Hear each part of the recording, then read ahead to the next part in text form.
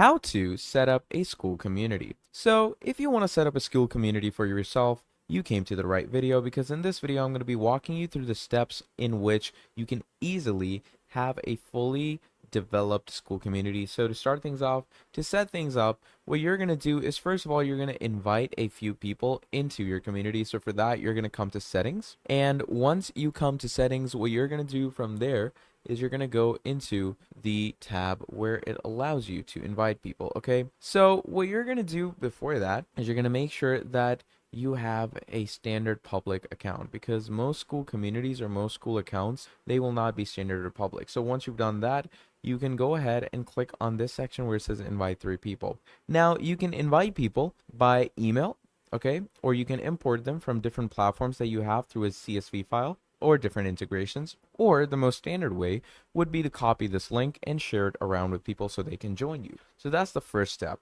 is, to actually invite members into your community. Then moving on, you're going to add a description for your group. Okay, so my group name is call test. You're going to add a cover, make sure, because it's really important to have a good icon and a good cover. Then you're going to make your own URL if you have your own domain. That's also a pretty fun feature. Add a description for yourself, add your initials, add a color, and make sure that it's a public community, because that is how you're going to get people to join you.